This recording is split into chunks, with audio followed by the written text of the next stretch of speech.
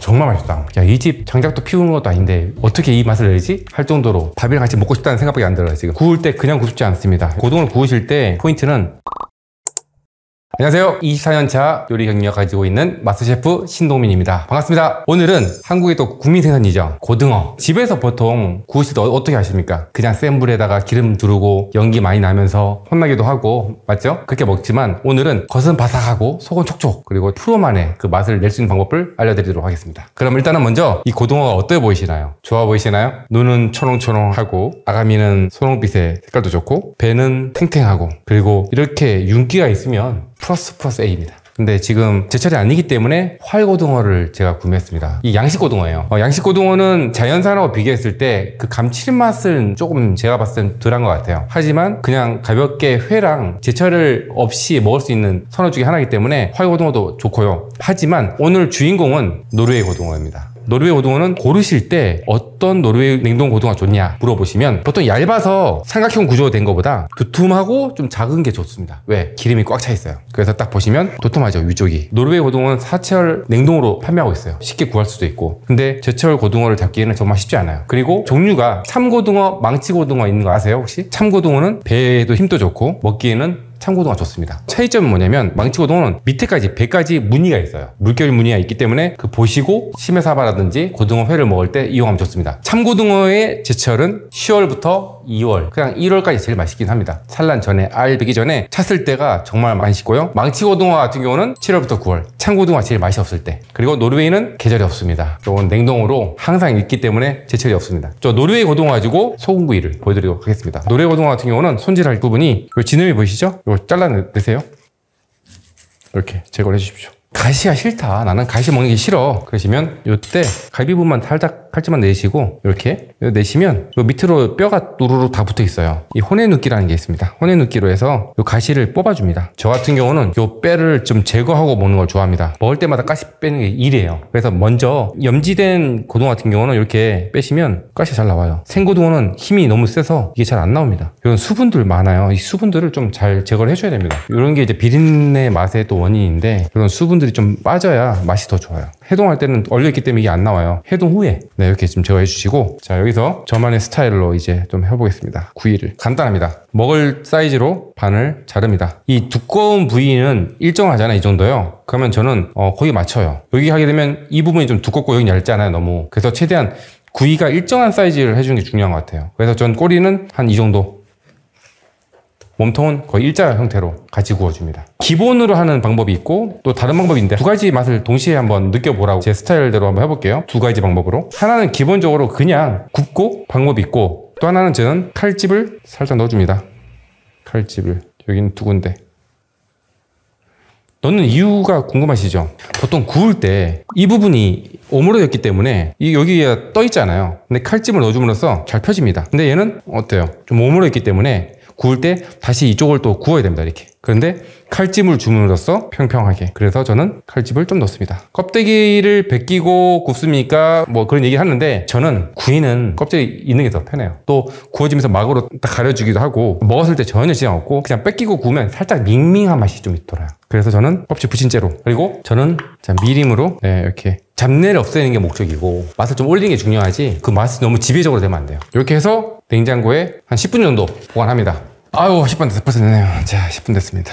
자, 이제서 소금을 뿌려줍니다. 소금은 기본적으로 좀 가볍게 되어 있어요, 노르웨이산도. 근데 요 구운 소금을 쓰시면 그렇게 짜지 않아요, 생각보다. 근데 생선은 간이 중요합니다. 간이 딱 떨어져야 맛있네 라고 생각하실 거예요. 어떤 분들은 여기다가 후추 하시는 분도 있어요. 그건 개인 취향이라서 저는 소금만 기본적으로 만들어서 진행할게요. 구울 때 그냥 굽지 않습니다. 여기다가 전 또 플러스 밀가루 또는 튀김가루를 묻혀주세요. 밀가루를 하는 이유가 보통 양식에서는 색을 내기 위해서, 아니면 소스랑 같이 걸쭉하게 농도를 잡아주기 위해서 두 가지를 쓰는데, 여기서는 똑같이 껍질이라든지 이런 부위에서 들러붙는 게 많아요. 그런데 밀가루 함으로써 그 방지를 해주고, 색깔도 노릇노릇 더 이쁘게 해주면서, 또 그리고 이제 안에 수분을 좀 막 형태로 좀 막아줘요. 수분이 덜 빠지게. 그래서 원래 드셔보시면 납득을 하십니다. 자, 이렇게 했으면 너무 많이 묻히지 마시고 털어줍니다. 자, 이렇게 해서 준비가 됐습니다. 처음에는 강불을 좀 해요. 왜 강불을 하느냐? 너무 차가워서 팬이. 강불 좀 올릴 거고요. 구우시면 알겠지만 여기서 자동적으로 기름이 나와요. 너무 많은 기름을 쓰지는 않고요. 적당히 기름을 쓸 거고, 보통은 기름 많이 두르잖아, 맞죠? 튀기듯이 하시잖아. 좀 이제 오므러들 거예요. 조금 눌러주세요. 그 기름을 많이 두르시면 엄청 튀어요. 그 기름을 많이 들으시는 게 중요한 게 아닙니다. 기름이 너무 많이 나오는데요. 이제 이럴 경우 있잖아요. 그러면 키친타올을 빼서 기름을 제거를 해줍니다. 이런 식으로 스며들게. 이건 손 뜨거울 수 있으니까 젓가락으로 하시면 더 좋고요. 이제 배쪽살을 이제 반대로 돌릴 겁니다. 이렇게 돌려서 그대로. 구울 때 너무 센 불에 바짝 구우세요. 아니면 오븐에 넣어가지고 너무 오랫동안 구우세요. 그러다 보니까 수분 다 날아가고 뻑뻑하고 맛이 없는 고등어가 되는 겁니다. 그리고 크기가 상관없는 것 같아요. 얇아도 바삭, 커도 바삭 해버리니까 맛이 없는 거예요. 그리고 이제 남는 시간 구워지는 동안에 뭘 하느냐, 같이 먹을 약꼬미, 무, 오롯이랑 시소잎을 잘라주시고 뒤집어서 좀 정사각형 정도의 사이즈로 0.78mm 정도로 해서 잘라주세요. 다진 초생강이랑 무오롯이.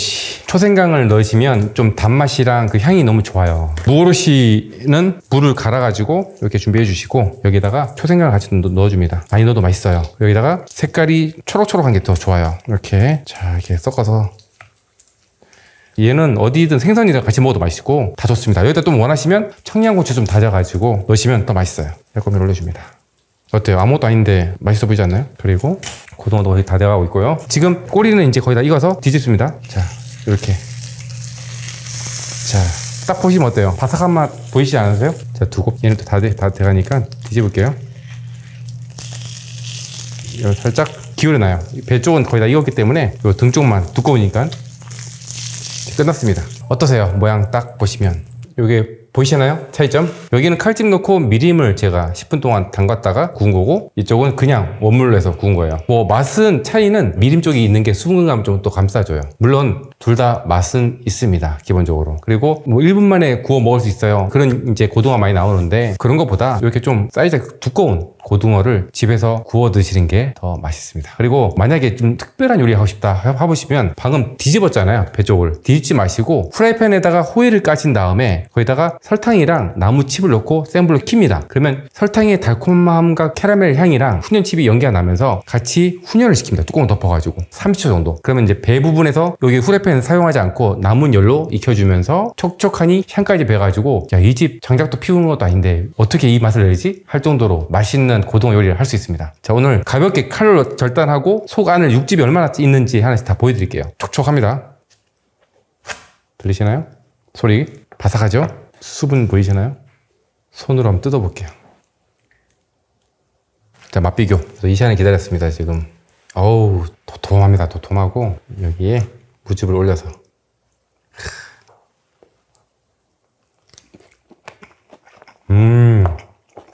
이거는 먹자마자 입에서 소리가 나왔잖아요. 이게 초생강도 들어가서 이 안에 이 침샘을 너무 자극시키고 있어가지고 맛있어요. 자, 이번에는 미림이랑 한 고등어를 먹어보겠습니다. 껍질이 이렇게 보시면 스킨이 잘 돼 있어요. 닭껍질 같이 바삭합니다.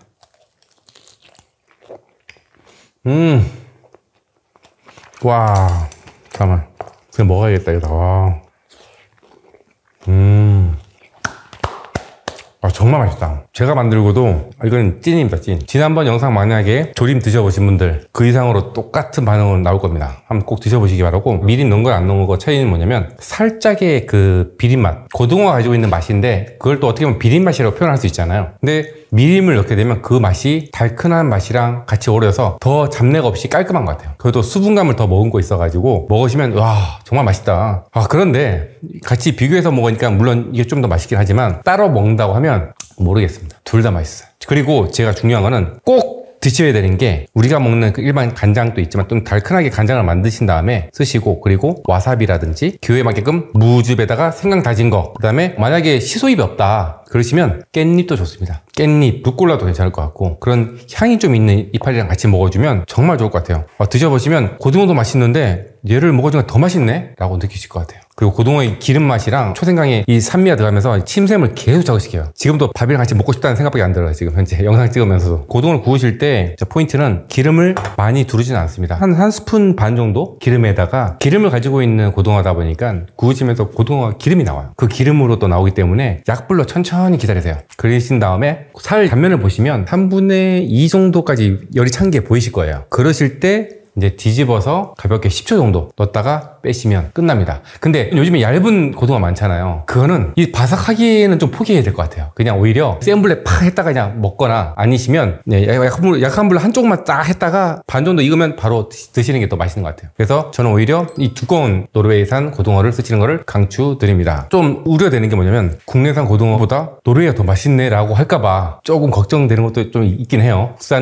국산들은 맛이 있고 노르웨이는 노르웨이들 맛이 있는데, 이 굽는 방법에서 맛의 스킬이 훨씬 차이 날 것 같아요. 네, 한번 집에서 그냥 굽지 마시고 밀가루 살짝 묻히거나 아니면 튀김가루 살짝 묻혀가지고 터신 다음에 기름에다 약불로 천천히 구우시고, 그리고 인내심 가지고 조금만 기다리세요. 우리 보통 사발면 먹으면 4분 기다리잖아요. 그 정도 사발면 먹는 시간만 딱 소비해 주시면 정말 맛있는 고등어를 먹어볼 수 있습니다. 이 정도면 어디 고등어 전문점 안 가도 될 정도로 정말 맛있는 고등어니까 후회 없는 요리가 되었다고 생각합니다. 지식사이드의 구독자분들도 고등어가 이제 정말 이렇게 맛있구나 하는 걸 느꼈으면 좋겠고, 앞으로 이런 영상을 계속 만들 수 있도록 많은 응원과 구독과 좋아요를 부탁드리겠습니다.